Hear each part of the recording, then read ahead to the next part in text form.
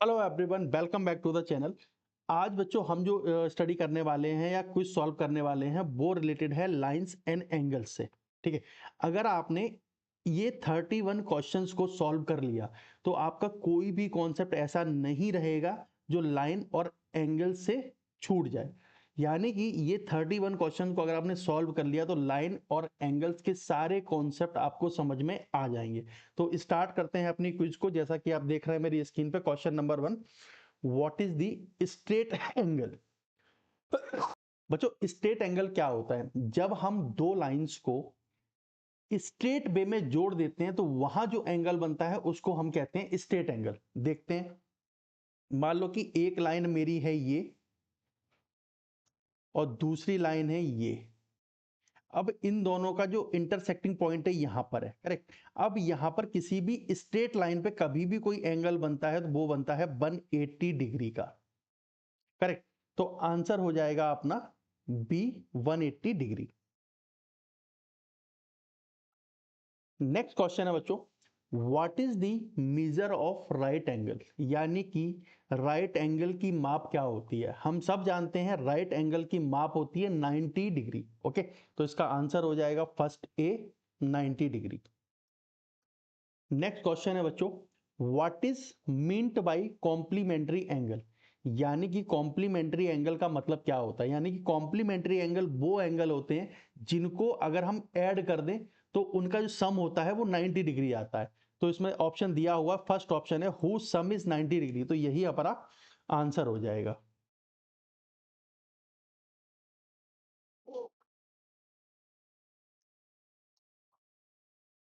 Next question है बच्चों, what is meant by supplementary angle. यानी सप्लीमेंट्री एंगल क्या होते हैं, इसका मतलब क्या होता है? सप्लीमेंट्री एंगल वो एंगल होते हैं जिनको अगर हम जोड़ देते हैं तो 180 सम आता है। तो यानी कि हमारा जो आंसर हो जाएगा वो हो जाएगा बी। नेक्स्ट क्वेश्चन है बच्चों, if two angles add up to the 90 degree what they are called. इसका मतलब है अगर हम दो एंगल्स को जोड़ दें और उनका सम अगर 90 डिग्री आता है तो वो कौन से एंगल कहलाते हैं? हम सब जानते हैं जब किन्हीं दो एंगल्स को हम जोड़ देते हैं और उनका सब 90 डिग्री होता है तो वो एंगल हमारे कॉम्प्लीमेंट्री एंगल होते हैं। तो ऑप्शन बी है कॉम्प्लीमेंट्री एंगल, यही हमारा आंसर हो जाएगा। नेक्स्ट क्वेश्चन है बच्चों, if two angles add up to 180 degree what they are called. यानी कि अगर दो एंगल को हम जोड़ें और उनका सम 180 डिग्री आए तो वो कौन से एंगल हो जाएंगे? जब हम दो एंगल्स को ऐड करते हैं उनका सम 180 डिग्री आता है तो हमेशा वो सप्लीमेंट्री एंगल होते हैं। तो हमारा आंसर हो जाएगा ए। नेक्स्ट क्वेश्चन दिया हुआ है बच्चों, what is a linear pair. तो सबसे पहले हम जानते हैं कि लीनियर पेयर होता क्या है। ठीक है, लीनियर पेयर में क्या होता है बच्चों कि एक लाइन होती है हमारी स्ट्रेट लाइन। ठीक है, इसमें एक कोई हम सेकेंड लाइन से इसको इंटरसेक्ट करा देते हैं यहां पे, करेक्ट। ये यहाँ पे इंटरसेक्ट करी। अब इसने दो एंगल बनाए, एक एंगल ये, दूसरा एंगल ये। इसको दे देते हैं हम ए, इसको दे देते हैं हम बी। और हमेशा जब हम ए और बी को ऐड करेंगे यानी कि angle A plus angle B को हम ऐड करेंगे तो ये हमेशा जो है इसका जो मीजर होगा 180 डिग्री होगा। तो ऑप्शन की तरफ चलते हैं, देखते हैं कौन सा ऑप्शन हमारा फिट बैठता है। पहला ऑप्शन दिया है अ pair of adjacent angle, yes correct है। ए और बी हमेशा हमारे एडजेसेंट एंगल है। दैट आर सप्लीमेंट्री, ये भी सही है क्योंकि ये हमारे एडजेसेंट एंगल है और इनको अगर हम ऐड कर देते हैं तो 180 बनता है। 180 हमारा सप्लीमेंट्री होता है, यानी कि हमारा आंसर ए करेक्ट हो जाएगा। आगे के आंसर चेक करने की नीड ही नहीं है हमें। चलते हैं नेक्स्ट क्वेश्चन की तरफ। क्वेश्चन है what is vertically opposite angle. यानी कि वर्टिकली अपोजिट एंगल क्या होते हैं? तो बच्चों पहले जानते हैं वर्टिकली अपोजिट एंगल एक्चुअली में होते क्या हैं। जब दो लाइन आपस में इंटरसेक्ट करती हैं, सपोज एक लाइन हमारी ये है और दूसरी लाइन हमारी ये है। अब इसने यहां पे इंटरसेक्ट किया। जब इसने इंटरसेक्ट किया तो इसने फोर एंगल्स बनाए। एक एंगल यहां पे 1, एक एंगल यहां पे 2, एक एंगल यहां पे 3 और एक एंगल यहां पे 4। अब जो आमने सामने वाले एंगल है यानी कि एंगल 1 और एंगल 4, यानी कि एंगल 1 एंड एंगल 4, ये हमारे हो जाएंगे वर्टिकली अपोजिट एंगल। ठीक है, इसी तरीके से एंगल 3 एंड एंगल 2 भी हमारे वर्टिकली अपोजिट एंगल हो जाएंगे। ठीक है, यानी कि जो एंगल आमने सामने होते हैं, जब हम दो लाइन आपको आपस में इंटरसेक्ट करती हैं, तो आमने सामने के जो एंगल होते हैं उनको बोलते हैं वर्टिकली अपोजिट एंगल। अब आते हैं ऑप्शंस की तरफ। ऑप्शन क्या कह रहे हैं? Non adjacent angle formed when two line intersect, यानी कि नॉन एडजेसेंट एंगल। ठीक है, ये 1 और 4 एडजेसेंट नहीं है, ये अपोजिट डायरेक्शन में है। क्योंकि अगर एडजेसेंट की बात करें, एडजेसेंट 3 और 1 होंगे, 1 और 4 नहीं होंगे। ठीक है, non adjacent angle formed when two line intersect, दो लाइनों ने इंटरसेक्ट किया है। करेक्ट, तो हमारा आंसर पहले से तो ये हमें करेक्ट लग रहा है, इसको हम टिक कर लेते हैं, लेकिन आगे की ऑप्शन को भी हम स्टडी करते हैं। ठीक है, इसको हम टिक कर लेते हैं, आगे भी देखते हैं। यहां पे क्या दिया है? Adjacent angle formed when two line intersect. Adjacent angle जो होते हैं कभी भी वर्टिकली अपोजिट एंगल नहीं होते, तो हमारा ऑप्शन बी भी नहीं होगा, इसको हटा देते हैं। पेयर ऑफ एडजेसेंट एंगल कभी भी वर्टिकली अपोजिट नहीं होते, ये भी नहीं होगा। पेयर ऑफ रिफ्लेक्स एंगल भी हमारे वर्टिकली अपोजिट एंगल नहीं होते, तो जो हमने टिक लगाया था यही हमारा करेक्ट आंसर होगा। ठीक है, चलते हैं नेक्स्ट क्वेश्चन की तरफ। क्वेश्चन है वर्टिकली अपोजिट एंगल आर, और हमारे ऑप्शन दिए equal to each other, not equal to each other, one angle is twice the second opposite angle, option D है second angle is half the first opposite angle. तो बच्चों vertically opposite angle यानी कि जो मैंने अभी आपको प्रीवियस क्वेश्चन में बताया था, वर्टिकली अपोजिट एंगल जो होते हैं ये ये ये वाला और ये वाला, तो हमेशा इसे नाम देते हैं 1 2 3 4। तो जो एंगल 1 होगा और एंगल 3 होगा, क्योंकि ये वर्टिकली अपोजिट एंगल है, और जो एंगल 2 होगा और एंगल 4 होगा, ये हमेशा इक्वल रहते हैं। ठीक है, तो ऑप्शन क्या दिए थे? इक्वल टू ईच अदर, यानी अपोजिट एंगल हमेशा इक्वल टू ईच अदर होते हैं, तो हमारा आंसर हो जाएगा फर्स्ट ए। करेक्ट, चलते हैं नेक्स्ट क्वेश्चन की तरफ। बच्चों क्वेश्चन दिया है कि what is the adjacent angle, यानी कि एडजेसेंट एंगल क्या होते हैं। अगर हम एडजेसेंट एंगल को ड्रॉ करें, ये लाइन है, इस पे हम इस तरह काटते हैं। ठीक है, तो यहां एक एंगल बनेगा और एक यहां बनेगा, यानी कि इसको हम दे देते हैं नाम ए, इसको देते हैं लाइन नाम बी। ठीक है, तो जो एंगल ए और एंगल बी हैं, ये दोनों एडजेसेंट एंगल होंगे। क्यों होंगे? क्योंकि पहले तो ये एक दूसरे के आसपास हैं, और इन दोनों ने एक कॉमन वर्टेक्स और कॉमन साइड को लिया हुआ है। अगर हम ओपी की बात करें, ओपी एंगल ए में भी कॉमन है, एंगल बी में भी कॉमन है, यानी कि एडजेसेंट एंगल वो होते हैं जो कि आसपास होते हैं और जिनमें एक कॉमन साइड होती है और कॉमन वर्टेक्स होता है। अब ऑप्शंस को स्टडी करते हैं। शेयर, ऑप्शन ए है हमारा, share a common vertex and a common side, ये करेक्ट आंसर है, क्योंकि यहां पे इसने शेयर अ कॉमन साइड ये वाली है ओ और पी वाली, और वर्टेक्स ओ जो है वो कॉमन है, यानी कि हमारा आंसर हो जाएगा ए। आगे के आंसर को चेक करने की हमें नीड ही नहीं है। करेक्ट, चलते हैं नेक्स्ट क्वेश्चन की तरफ। में पूछा है बच्चों डिफाइन ट्रांसवर्सल, यानी कि ट्रांसवर्सल क्या होता है। बच्चों पहले तो मैं आपको बता देता हूं कि ट्रांसवर्सल होता क्या है। ठीक है, उसके बाद डेफिनेशन इसकी स्टडी करेंगे। जब भी कोई दो पैरेलल लाइन होती हैं, ठीक है, एक पैरेलल लाइन हमने ये बनाई, करेक्ट,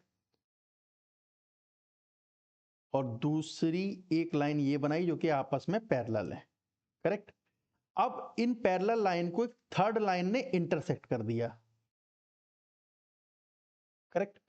तो ये जो लाइन होती है ये होती है ट्रांसवर्सल लाइन, यानी कि अगर हम इसको बोलेंगे, अगर इसको हम नाम दे दें,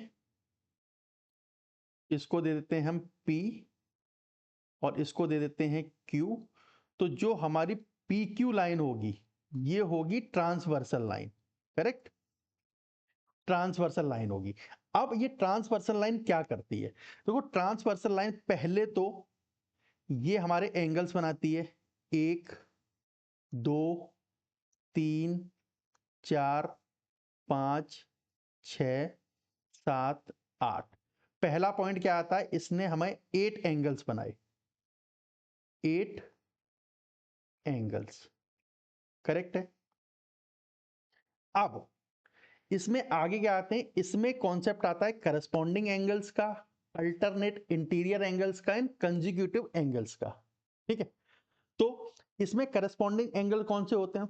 करस्पॉन्डिंग, पहला बात करते हैं करस्पॉन्डिंग एंगल की। ठीक है, तो करस्पॉन्डिंग एंगल वो एंगल होते हैं जो बिल्कुल एक लाइन के द्वारा, इस लाइन के द्वारा बनाए गए एंगल एक साइड पे होते हैं। जैसे अब आप देख रहे हो ये वाला एंगल जो है, ठीक है, ये इस एंगल का करस्पॉन्डिंग होगा, यानी कि 1 करस्पॉन्डिंग होगा 2 के। ठीक है, अब ये वाला एंगल इसके करस्पॉन्डिंग होगा। इसको अच्छे से समझते हैं। ठीक है, इसको हटाते हैं। अभी बच्चों सपोज करते हैं कि हमारा सिंपल सा ये दो लाइन है जिनको एक लाइन PQ ने इंटरसेक्ट किया है। तो पहले हम बात करते हैं कि इसमें करस्पॉन्डिंग एंगल कौन से होते हैं। अब देखो बच्चों, करस्पॉन्डिंग एंगल्स को समझने के लिए सबसे अच्छा एक तरीका क्या होता है, हम इन दोनों लाइन को अलग अलग कर लेते हैं। जैसे कि मान लो एक लाइन को हमने यहां पे लिख लिया, ठीक है, और दूसरी लाइन को हमने यहां पे लिख लिया। अब अलग अलग सेम लाइन से PQ से इनको इंटरसेक्ट कर दो, करेक्ट। अब दोनों लाइन को हमने अलग अलग किया और उनको इंटरसेक्ट कर दिया अलग अलग। ठीक है, अब जो सेम एंगल है, जैसे कि ये वाला एंगल जो है, इसमें इसके करस्पॉन्डेंस होगा, करेक्ट।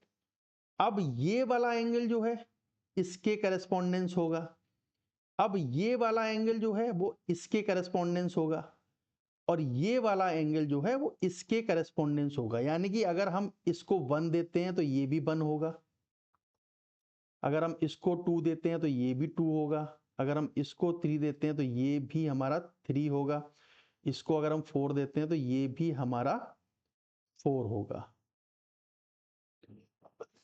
तो यानी कि आपको करस्पॉन्डिंग एंगल समझ में आ गया होगा। अगर हम इन्हीं को इन दो लाइन में अगर मैं लिख दूं, ठीक है, तो अगर ये 1 है तो ये वाला 1 होगा, अगर ये 2 है तो ये वाला 2 होगा, अगर ये 3 है तो ये वाला 3 होगा, अगर ये 4 है तो ये वाला 4 होगा। यानी कि ये होते हैं करस्पॉन्डेंस एंगल। ठीक है, आगे का आता है कि ट्रेवर्स लाइन करस्पॉन्डिंग एंगल बनाती है प्लस अल्टरनेट इंटीरियर एंगल बनाती है। अभी हम बात करते हैं कि अल्टरनेट इंटीरियर एंगल क्या होते हैं। ठीक है, इसको हम हटा देते हैं। अब ये हमारा फिगर ऐसे जिसने ट्रेवर्स लाइन ने इनको इंटरसेक्ट किया हुआ है। अब इसमें बात करते हैं अल्टरनेट इंटीरियर एंगल, यानी कि इंटीरियर एंगल्स क्या होते हैं। बच्चों हमेशा ध्यान रखो, जब भी कोई दो पैरेलल लाइंस को एक लाइन इंटरसेक्ट करती है और उसमें अगर अल्टरनेट इंटीरियर एंगल पूछा जाता है, ठीक है, तो जैसा कि नाम सजेस्ट कर रहा है अल्टरनेट इंटीरियर एंगल, ठीक है, इसका मतलब इंटीरियर, इंटीरियर का मतलब पैरेलल लाइन के अंदर के एंगल्स। पैरेलल लाइन के अंदर के एंगल कौन कौन से हैं? पैरेलल लाइन के अंदर के एंगल एक ये है, ठीक है, एक ये है, एक ये है, और एक ये है। ठीक है, तो ये होते हैं alternate interior angles, correct. Third point आते हैं कंजिक्यूटिव इंटीरियर एंगल्स कौन से होते हैं। जैसा कि डेफिनेशन जो लिखी हुई है, पहला था हमारा करस्पॉन्डिंग एंगल्स, दूसरा था हमारा अल्टरनेट इंटीरियर एंगल, दोनों हमने स्टडी कर लिए। तीसरा आता है consecutive interior angles. Consecutive interior का एंगल मतलब क्या होता है, वो एंगल जो कंजिक्यूटिव है, एक दूसरे के साथ में बने हुए हैं। जैसे कि एंगल 1, एंगल 2, ये दोनों आपस में कंजिक्यूटिव है।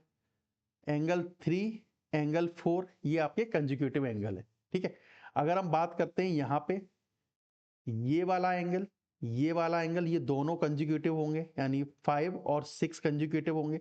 अगर हम इसकी बात करते हैं, इसकी बात करते हैं, 7 8, ये दोनों आपस में कंजिक्यूटिव होंगे। ठीक है, यानी कि आपको समझ में आ गया होगा करस्पॉन्डिंग एंगल क्या होता है, अल्टरनेट इंटीरियर एंगल क्या होता है, कंजिक्यूटिव इंटीरियर एंगल क्या होता है। ठीक है, वही डेफिनेशन में दिया हुआ है। अगर हम डेफिनेशन को एक बार पढ़ते हैं, a transversal is a line that intersect two or more than lines in the same place at distinct point। ठीक है, डिस्टिंक्ट पॉइंट में इसने काटा है, इसने यहाँ पे काटा है, इसने यहाँ पे काटा है। when a traversal cross two line and it create 8 angle, हमने पहले ही बताया था ये 8 एंगल बनाता है, 1 1 2 3 4 5 6 7 8, ये 8 एंगल बनाता है, correct. which can be categorized into pair of such as corresponding angle, alternate interior angle and consecutive interior angle। यानी कि एक ट्रेवर्सल लाइन वो लाइन होती है जो दो पैरेलल लाइन को इंटरसेक्ट करती है, और जब ये पैरेलल लाइन को इंटरसेक्ट करती है तो ये 8 एंगल्स बनाती है, और 8 एंगल्स को हम कैटेगराइज कर देते हैं करस्पॉन्डिंग एंगल्स में, अल्टरनेट इंटीरियर एंगल्स में एंड कंजिक्यूटिव इंटीरियर एंगल्स में। करेक्ट है, ये आपको डेफिनेशन समझ में आ गई होगी, प्लस करस्पॉन्डिंग एंगल्स क्या होते हैं वो भी समझ में आया होगा, अल्टरनेट इंटीरियर एंगल क्या होते हैं वो भी समझ में आया होगा, कंजिक्यूटिव इंटीरियर एंगल्स भी आपको समझ में आ गया होगा। अगर कोई डाउट है तो कमेंट करो, मैं इस पर डिटेल में टॉपिक बना दूंगा। ठीक है, चलते हैं नेक्स्ट क्वेश्चन की तरफ। नेक्स्ट क्वेश्चन है बच्चों, डिफाइन को इंटीरियर एंगल्स। इसकी आंसर में यानी इसकी डेफिनेशन क्या दी हुई है, को interior angles occur in between two parallel lines same side and always add up to 180 degree.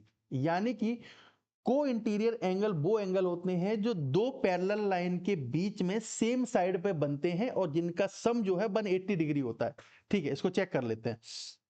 ठीक है, अभी हम पहले दो पैरेलल लाइन बनाते हैं, एक लाइन, करेक्ट, दूसरी लाइन बनाते हैं इधर। ठीक है, ये दो पैरेलल लाइन हो गई हमारी। अब इसको एक थर्ड लाइन से इंटरसेक्ट कर दो, थर्ड लाइन से इंटरसेक्ट कर दिया।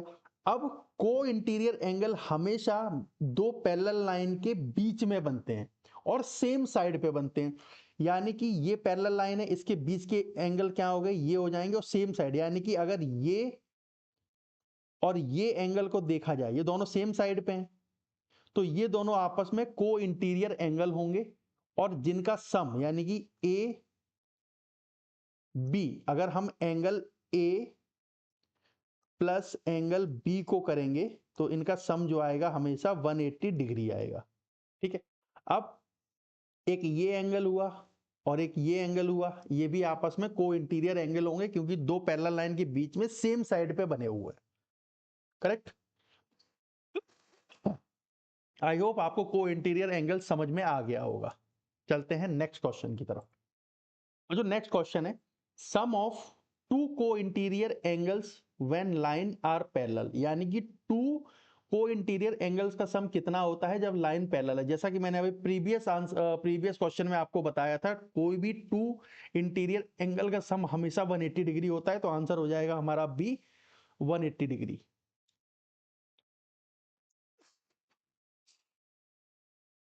करेक्ट, चलते हैं नेक्स्ट क्वेश्चन की तरफ। क्वेश्चन है what is the reflex angle.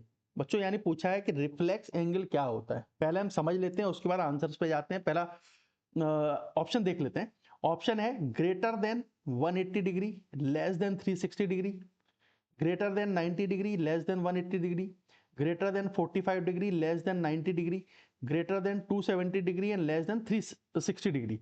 तो हम समझते हैं पहले रिफ्लेक्स एंगल क्या होता है। ठीक है, तो बच्चों रिफ्लेक्स एंगल वो एंगल होता है जो स्ट्रेट लाइन से, स्ट्रेट एंगल से तो बड़ा होता है बट होल एंगल से छोटा होता है।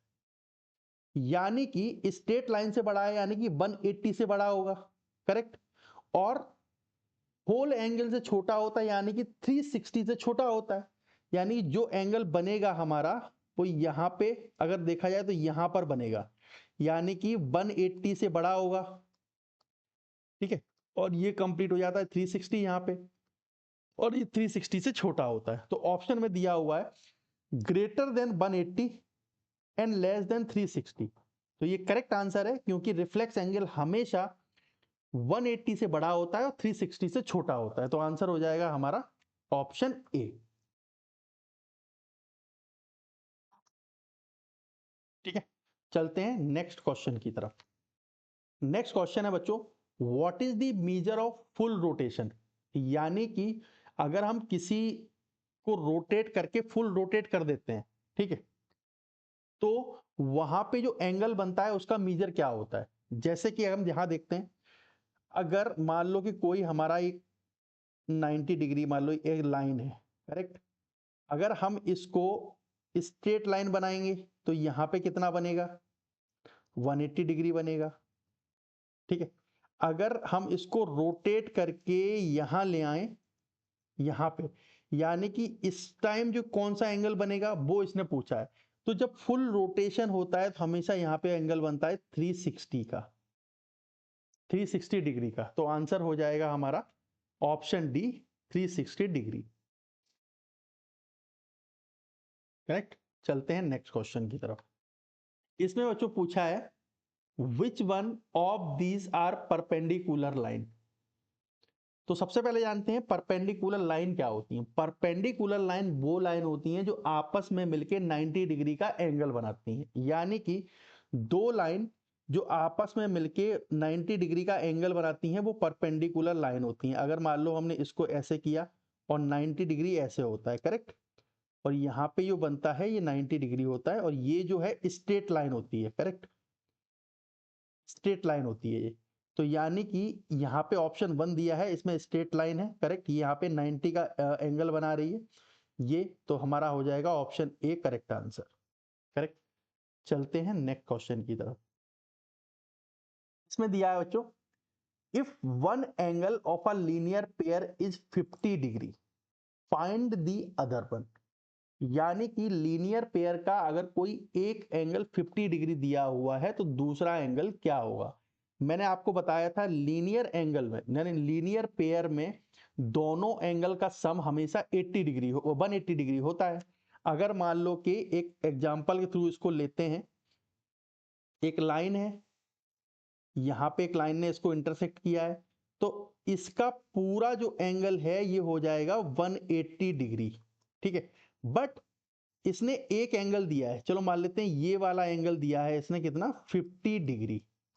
ठीक है, तो पूछा है कि सेकंड एंगल यानी ये एंगल कितना होगा। तो अगर जब पूरा 180 है उसमें से अगर हम ये माइनस कर दें तो ये निकल आएगा। तो यानी कि 180 माइनस 50 डिग्री यानी कि हो जाएगा 130 डिग्री। तो यही आपका हो जाएगा करेक्ट आंसर। करेक्ट आंसर है आपका बी, 130 डिग्री। ठीक है, चलते हैं नेक्स्ट क्वेश्चन की तरफ। बच्चों नेक्स्ट क्वेश्चन दिया हुआ है, if two complementary angles differ by 30 degree find the biggest angle. यानी कि दो कॉम्प्लीमेंट्री एंगल हैं, अगर उनका हम डिफरेंस निकालेंगे तो 30 डिग्री है। ठीक है, तो बड़ा एंगल ज्ञात करना है हमें, बड़ा एंगल को हमें फाइंड करना है। ठीक है, तो हम इसको निकालते हैं। अगर मान लो इसने दिया हुआ है कि अगर हमारे पास दो एंगल हैं, एंगल ए और एंगल बी। कॉम्प्लीमेंट्री एंगल में आप जानते हो एंगल बी और एंगल ए और एंगल बी को जब जोड़ते हैं तो इनका सम कितना आता है, 90 डिग्री है। अगर अब यहाँ पे दिया हुआ है कि डिफर बाई 30 डिग्री है, यानी कि एक एंगल अगर x है तो हम मान सकते हैं दूसरा एंगल विल बी 3 प्लस 30। क्योंकि अगर हम इनका डिफरेंस निकालेंगे, बड़े एंगल से छोटे एंगल को माइनस करेंगे, इसे हटा दिया इसे हटा दिया, कितना बचा डिफरेंस, 30। तो हम मान सकते हैं एक एंगल हमारा ये होगा, दूसरा एंगल हमारा ये होगा। ठीक है, अब इनको इस प्लेस पे हम रख देते हैं।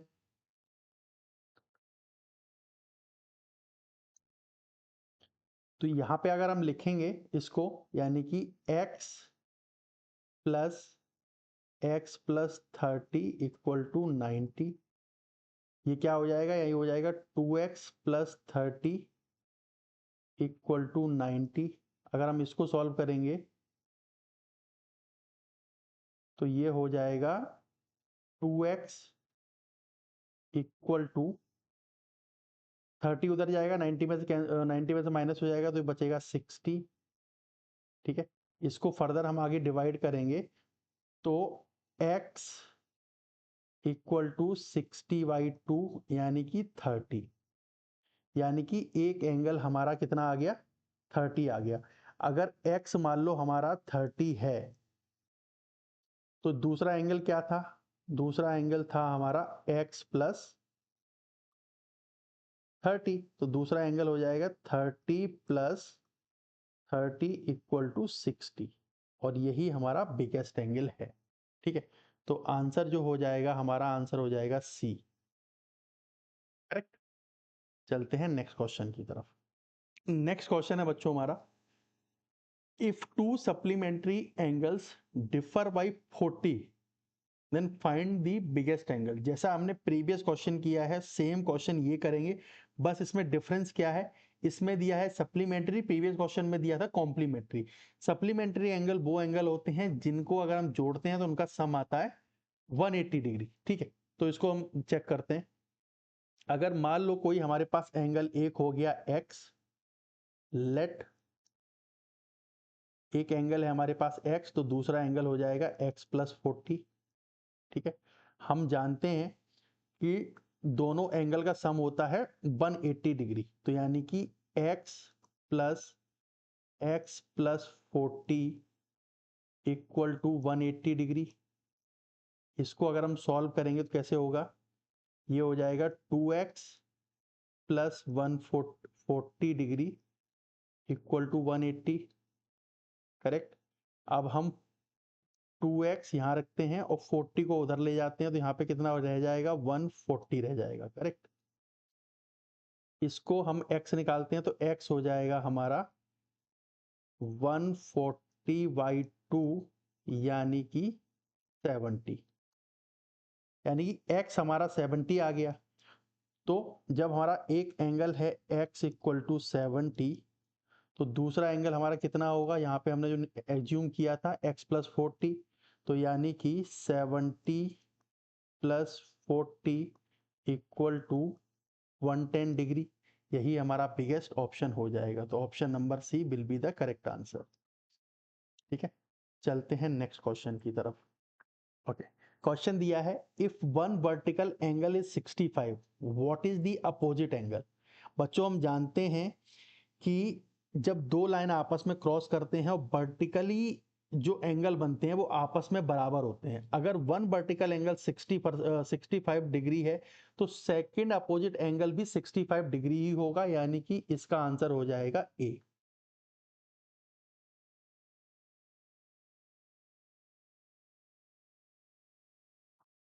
करेक्ट। चलते हैं नेक्स्ट क्वेश्चन की तरफ। बच्चों नेक्स्ट क्वेश्चन है हमारा, can two acute angle be supplementary. यानी कि अगर हम दो एक्यूट एंगल को जोड़ दें तो क्या वो सप्लीमेंट्री हो जाएगा, मतलब दो एक्यूट एंगल को जोड़ने पे क्या उनका सम 180 डिग्री आ जाएगा। तो चेक करते हैं ये आ सकता है कि नहीं आ सकता है। ठीक है, सपोज करो कि हम दो कोई वर्टिकली जो एक्यूट एंगल है उनको बनाते हैं। ठीक है, एक्यूट एंगल हमेशा 90 डिग्री छोटे होते हैं, तो मान लो कि एक हम 90 वाले डिग्री बनाते हैं। ठीक है, अब यहां से दो एंगल बना देते हैं। एक एंगल बना 30 डिग्री का और एक मान लेते हैं ये एंगल बना हमारा 45 डिग्री का। अगर हम इन दोनों को जोड़ते हैं यानी 45 प्लस 30 कितना हो जाएगा, 75 हो जाएगा। अगर मान लो इनकी हम मेजरमेंट चेंज भी कर देते हैं, मान लो एक को हम ले लेते हैं 60 और एक को ले लेते हैं 30, क्योंकि हम इनको 90 डिग्री से ज्यादा नहीं ले पाएंगे। ठीक है, तो 90 से छोटे हम कितने भी हैं वो ले सकते हैं। ठीक है, अगर मान लो लिया तो इसको कितना बढ़ेगा, ये बनेगा 90, यानी कि अभी भी सप्लीमेंट्री एंगल यानी 180 डिग्री पे नहीं पहुंचा। अगर मान लो कि हम कोई एंगल ले लेते हैं जो कि 90 के बिल्कुल करीब है, यानी हमने ले लिया 80 डिग्री प्लस 80 डिग्री, दोनों को 80 डिग्री ले लिया, तो ये कितना हो जाएगा, ये 160 डिग्री हो जाएगा। तब भी ये 180 डिग्री के पास में नहीं पहुंचा, यानी सप्लीमेंट्री एंगल नहीं होगा। तो सीधी सी बात ये है कि दो एंगल को कभी भी हम जोड़ेंगे तो वो सप्लीमेंट्री नहीं होगा, यानी आंसर हमारा बी करेक्ट होगा। करेक्ट। चलते हैं नेक्स्ट क्वेश्चन की तरफ। इसमें पूछा है बच्चों, can two obtuse angle be complementary, यानी कि अगर हम दो ऑब्ट्यूज एंगल को जोड़ दें तो क्या वो कॉम्प्लीमेंट्री हो जाएगा? फिर से मतलब बताता हूं, यानी कि ऑब्ट्यूज एंगल वो एंगल होता है जो हमेशा से 90 डिग्री से बड़ा होता है, 180 डिग्री से छोटा होता है, करेक्ट। अगर उनको हम जोड़ते हैं तो क्या कॉम्प्लीमेंट्री हो जाएगा? मतलब अगर उन दोनों एंगल को हम जोड़ देते हैं, क्या उन दोनों का सम 90 आएगा? अब हम चेक करते हैं इसको। अगर मान लो कि कोई हमारे पास ये एंगल है, ठीक है, ये एंगल है 90 डिग्री का, ठीक।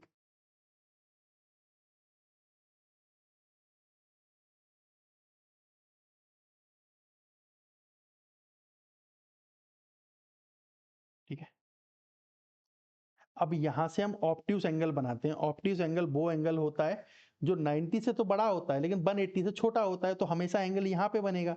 मान लो इसको हमने बना दिया, 90 से ज्यादा है तो इसको हम बोल देते हैं, चलो मान लो कि ये 110 का बना होगा, 110।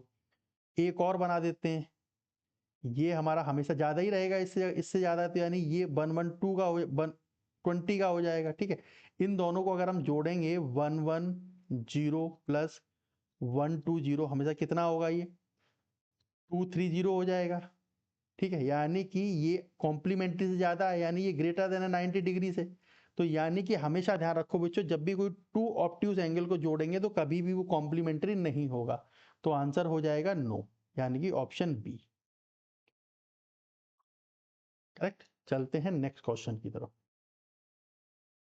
इस क्वेश्चन में बच्चों पूछा है draw and label the adjacent angle, यानी कि एडजेसेंट एंगल को ड्रॉ करो और उनको लेबल करो। तो ठीक है, एडजेसेंट एंगल वो एंगल होते हैं जो हमेशा आसपास बने होते हैं, ओके। एडजेसेंट एंगल वो एंगल होते हैं जो हमेशा आसपास बने होते हैं। जैसे अगर मान लो कोई हम एक लाइन बनाते हैं, करेक्ट, इस लाइन को एक दूसरी लाइन से इंटरसेक्ट करा देते हैं, तो ये जो एंगल होते हैं ये हमेशा एडजेसेंट एंगल होते हैं। इन्होंने पूछा है ड्रॉ करो और उसको लेबल करो, लेबल कर देते हैं। इसको हम दे देते हैं मान लो ए, इसको दे देते हैं ओ, इसको दे देते हैं बी और इसको दे देते हैं सी। तो इस एंगल को अगर हम लिखेंगे कैसे लिख सकते हैं? A O C and angle C O B, यानी कि ये दोनों एंगल एडजेसेंट एंगल होंगे क्योंकि ये दोनों अपने एक दूसरे के आसपास हैं और इन्होंने एक कॉमन वर्टेक्स यानी कि ओसी ओसी ओसी को शेयर किया हुआ, यानी कि दोनों एंगल्स में ओसी शेयर है, इसलिए ये एडजेसेंट एंगल होंगे, करेक्ट है। चलते हैं नेक्स्ट क्वेश्चन की तरफ। बच्चों नेक्स्ट क्वेश्चन है हमारा explain linear pair with examples, यानी लीनियर पेयर क्या होता है उसका एग्जांपल बताओ। आंसर दिया हुआ है a linear pair is a pair of adjacent angle that forms a single line, two angles in a linear pair always supplementary and their sum is always 180 degree, यानी कि लीनियर पेयर हमेशा अपनी adjacent angle से बनता है। यानी अभी मैंने बताया था एडजेसेंट एंगल आपको क्या होता है, ठीक है। मान लो कि मैंने एक लाइन बनाई, यहां से एक लाइन ये ड्रॉ कर दी, करेक्ट। तो ये दोनों जो एंगल होंगे ये इसके एडजेसेंट एंगल होंगे और इनका जो सम होगा हमेशा, मान लो ये ए है और ये बी है, इनका सम हमेशा ए प्लस बी इक्वल टू होगा 180 डिग्री। यही आंसर में बताया गया है कि linear pair is a pair of adjacent angle यानी A and B that forms a single line, ठीक है, that forms a single line and two angles in a linear pair always supplementary यानी 180 degree. Yes, उनका सम हमेशा 180 degree का होता है, यही आंसर में बताया गया है। अगर मान लो बच्चों कि हम इन अभी तो यहाँ पे ये दो एंगल अलग अलग हैं, अगर हम इन दोनों एंगल्स को जोड़ दें, ठीक है, मान लो कि जब इन दोनों एंगल को जोड़ देंगे हम, यानी कि ये एंगल मतलब इस लाइन को उठा के हम बिल्कुल इधर ले आए, इस डायरेक्शन में ले आए और इसके ऊपर ओवरलैप कर दें, तभी तो बनेगा 180 डिग्री का। तो यहां से जब हट जाएगी ये लाइन, करेक्ट, यहां पे बना देते हैं फिगर, जब इसको इधर ले आएंगे तो ये बन जाएगी हमारी एक सिंगल लाइन, ठीक है। ये इसका जॉइनिंग पॉइंट है, यहाँ पे जो एंगल बनेगा ये हमेशा 180 डिग्री का बनेगा, यही होता है हमारा linear pair with example. Correct. चलते हैं नेक्स्ट पॉइंट की तरफ। जो क्वेश्चन है, if corresponding angles measure 70 find the alternate interior angles. Okay, समझते हैं बच्चों। जैसे जब मैंने आपको ये ट्रांसवर्स पढ़ाया था, ट्रांसवर्स का जब एग्जांपल्स मैंने आपको सॉल्व कराए थे तो बताए थे कि करस्पॉन्डिंग एंगल्स क्या होते हैं। ठीक है, मान लो कि हम ये दो पैरेलल लाइन ड्रॉ करते हैं। ओके, सेकंड लाइन यहाँ से ड्रॉ करते हैं। ठीक है, इसको एक थर्ड लाइन पे इंटरसेक्ट करा देते हैं। ठीक है, तो ये जो एंगल होंगे, ये वाला आपस में करस्पॉन्डेंस होता है। ठीक है, और अल्टरनेट इंटीरियर क्या होते हैं, ये वाला और ये वाला अल्टरनेट इंटीरियर एंगल होते हैं। अगर बच्चों मान लो कि ये वाला एंगल इन्होंने 70 का दिया हुआ है। ओके, 70 डिग्री का दिया हुआ है, तो हम जानते हैं वर्टिकली अपोजिट जो एंगल होते हैं, वर्टिकली अपोजिट एंगल में यानी ये एंगल और ये एंगल हमेशा बराबर होते हैं, तो ये भी एंगल हमारा 70 हो जाएगा। जब ये 70 हो जाएगा, जो वर्टिकली अपोजिट एंगल है ये एंगल इंटीरियर एंगल भी होता है। करेक्ट, अगर ये इंटीरियर एंगल 70 का है तो इंटीरियर एंगल भी 70 का हो जाएगा, तो आंसर हमारा हो जाएगा 70 डिग्री। करेक्ट। चलते हैं नेक्स्ट क्वेश्चन की तरफ। बच्चों क्वेश्चन दिया हुआ है, if 3x plus 10 degree and 5x minus 30 degree form a linear pair, then find x। Linear pair यानी कि बच्चों लीनियर पेयर में क्या होता है, दोनों एंगल्स का जो सम होता है वो 180 डिग्री होता है। अब ये दो एंगल यहाँ पर भी दिए हुए हैं, 3x plus 10, 5x minus 30 degree, यानी कि यहाँ पे ये दो एंगल दिए हुए हैं, तो इन दोनों एंगल को की हेल्प से हमें x निकालना है। तो यानी कि हम ये कर सकते हैं ना कि 3x plus 10 degree plus 5x minus 30 degree equal to 180। ठीक है, इसको सॉल्व कर लेते हैं। 3x प्लस 5x यानी कि 8x प्लस 10x माइनस 30, तो यानी कि ये हो जाएगा आपका माइनस, ये होगा minus 20 degree equal to 180 degree. Correct है। अब 8x 20 को उधर ले जाएंगे, कितना हो जाएगा 200।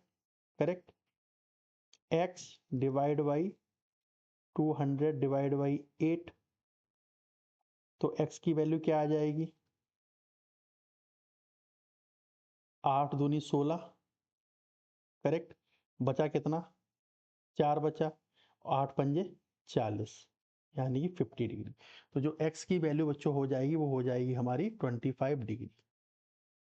आंसर हो जाएगा हमारा बी। करेक्ट। चलते हैं नेक्स्ट क्वेश्चन की तरफ। बच्चों नेक्स्ट क्वेश्चन दिया हुआ है, if two complementary angles are 3x minus 10 degree and 3x plus 20 degree then find x। हम जानते हैं बच्चों कि कॉम्प्लीमेंट्री एंगल्स का जो सम होता है वो हमारा 90 डिग्री होता है। ठीक है, तो उसी के अकॉर्डिंग हम इसको निकालते हैं, यानी कि 3x minus 10 plus 3x plus 20 equal to, complementary है दोनों तो 90 एंगल होगा। करेक्ट, अब 3x प्लस 3x यानी कि 6x माइनस 10 माइनस 20 यानी कि प्लस 10 इक्वल टू 90 डिग्री। अब यहाँ पे 6x, इसको हम 10 को इधर लेके जाएंगे, माइनस हो जाएगा यानी कि 80 आ जाएगा। अब x divide by x equal to 80 divide by 6। ठीक है, इसको हम डिवाइड करेंगे, कितना आएगा, 6 एकम 6, बचा यहाँ पे 2 और तिछक 18.33 आंसर आएगा बच्चों इसका। तो ये हो जाएगा हमारा answer A, correct. Next question, यहाँ बच्चों दिया हुआ है next question, if one angle of linear pair is 120 then find the other angle. हम बच्चों जानते हैं लीनियर पेयर के दोनों एंगल्स का जो सम होता है 180 डिग्री होता है। तो यानी कि एक एंगल 120 दिया है, मान लो कि हमें एक एंगल हमारा x है, दूसरा एंगल हमारा 120 दिया है, तो यानी हमें x निकालना है। तो x plus 120 degree equal to 180 degree. तो x 120 को उधर लेके जाएंगे, यानी कि 180 माइनस 120 डिग्री, तो कितना हो जाएगा बच्चों ये 60 डिग्री। तो 60 डिग्री ही हमारा आंसर हो जाएगा, करेक्ट। चलते हैं नेक्स्ट क्वेश्चन की तरफ। इसमें बच्चों दिया हुआ है what is the acute angle, यानी कि एक्यूट एंगल क्या होता है। यानी एक्यूट एंगल वो एंगल होता है जो हमेशा 90 से छोटा होता है। तो ऑप्शन देखते हैं, ग्रेटर देन 180 डिग्री नहीं है, लेस देन 180 डिग्री नहीं है, less than 90 degree, correct, less than 90 degree ही हमेशा हमेशा होता है। तो ये हमारा आंसर हो जाएगा। तो बच्चों आंसर यहाँ पे दोनों कंफ्यूजिंग कर दिया है, क्योंकि लेस देन 180 भी है और लेस देन 90 भी है। तो हम सेफ साइड के लिए लेस देन 90 लेकर चलते हैं, ठीक है। तो यही हमारा करेक्ट आंसर होगा। चलते हैं नेक्स्ट क्वेश्चन की तरफ। बच्चों नेक्स्ट क्वेश्चन है हमारा, what is the obtuse angle, यानी कि ऑब्ट्यूज एंगल क्या होता है। बच्चों हम जानते हैं कि ऑब्ट्यूज एंगल हमेशा से 180 डिग्री से छोटा होता है और 90 डिग्री से बड़ा होता है, ठीक है। ऑप्शन देखते हैं, greater than 90 degree and less than 180 degree, yes यही हमारा करेक्ट आंसर है। इसी को हम टिक करेंगे, ये हमारा आंसर हो जाएगा। आगे चलते हैं। इसमें बच्चों को क्वेश्चन पूछा है what is the straight line angle. बच्चों स्ट्रेट लाइन में हमेशा जो भी एंगल बनता है वो 180 डिग्री का बनता है। आंखें बंद करके ऑप्शन ए पे टिक करो, यही हमारा आंसर होगा। आई होप इस सीरीज में जो आपको क्विज दिए गए हैं वो आपके लाइन एंड एंगल्स के कॉन्सेप्ट को क्लियर करते हैं। अगर आपने इस क्विज को एक दो बार सॉल्व कर लिया या एक दो बार इस क्विज को देख लिया, अच्छे से समझ लिया, तो जितने भी लाइन एंड एंगल्स के कॉन्सेप्ट हैं आपके क्लियर हो जाएंगे। आपको इधर उधर कोई भी रिसोर्स को ढूंढने की जरूरत नहीं पड़ेगी। आप इसी के थ्रू अपने सारे कॉन्सेप्ट को क्लियर कर सकते हो। सारे सॉल्व आने वाले फ्यूचर में आपके जो भी एग्जाम में आएंगे उनको आप सॉल्व कर सकते हो। बस शर्त ये है आपने इस सीरीज को अच्छे से किया हो, अच्छे से समझा हो, तो आप सारे जो क्वेश्चंस हैं उनको सॉल्व कर सकते हो, ठीक है। ये सीरीज अगर आपको पसंद आई हो तो लाइक शेयर सब्सक्राइब करना ना भूलना, अपने दोस्तों को शेयर करना ना भूलना। धन्यवाद।